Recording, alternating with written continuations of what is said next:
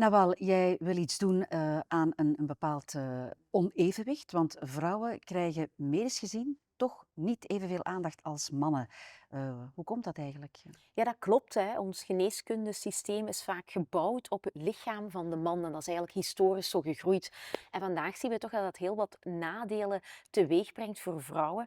En een heel bekend voorbeeld is dat maar liefst 30% van de hartinfarcten die plaatsvinden bij vrouwen eigenlijk veel minder snel gedetecteerd wordt. En dat is nu eenmaal gewoon omdat we ja, anders gebouwd zijn natuurlijk als vrouw. Wij heel andere symptomen hebben als we ziek zijn. Dat Mhm, een arts eigenlijk soms niet sensitief genoeg is om daarop te reageren, mhm. om ja, tot de effectieve diagnose bij een vrouw te komen. En zo lopen er toch wel heel wat vrouwen vertraging in hun ziekteproces. Want als er geen diagnose is, dan kan de verzorging natuurlijk niet opstarten. Mm, En mm. dat is toch een ongelijkheid die we willen wegwerken. Ja, en op welke manier willen jullie dat aanpakken? Wel meer gendersensitieve zorg, hè. Er meer op drukken ook, hè. Dat er verschillen zijn in het vrouwelijk en in het mannelijk lichaam. Dat kan door bijvoorbeeld wanneer er testen en onderzoeken plaatsvinden bij de bevolking, ervoor te zorgen dat die genderevenwicht ook in de populatie dat onderzocht wordt, teweeggebracht wordt. Vandaag is dat niet altijd zo. Je hebt vaak onderzoeken dat plaatsvinden waarvan 70% van de kandidaten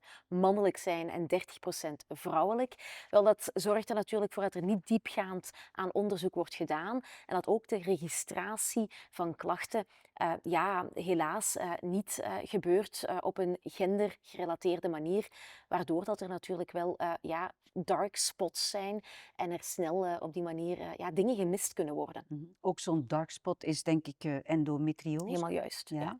Maar liefst 1 op 10 vrouwen, en dat zijn eigenlijk licht geschatte cijfers, heeft endometriose.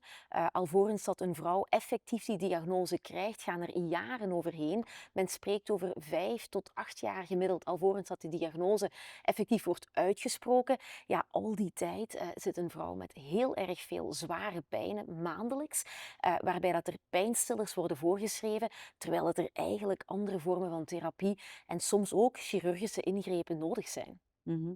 Moeten mensen misschien ook zelf aangespoord worden om vanuit zichzelf meerdere rapper stappen te ondernemen als er iets scheelt? Ja, ik weet ook niet, ik denk dat er sowieso ook een verantwoordelijkheid zit bij de patiënt, maar ik denk dat in elk geval de diagnose wel bij de medische wereld zit. Ja. En als we hen meer gendersensitief kunnen maken en ook meer alerter kunnen maken over het verschil tussen het vrouwelijk en het mannelijk lichaam en de welke symptomen dat teweeg brengt, Mhm. ja, dan kunnen we natuurlijk ervoor zorgen dat iedereen een eerlijk zorgproces kan verkrijgen met een tijdige diagnose.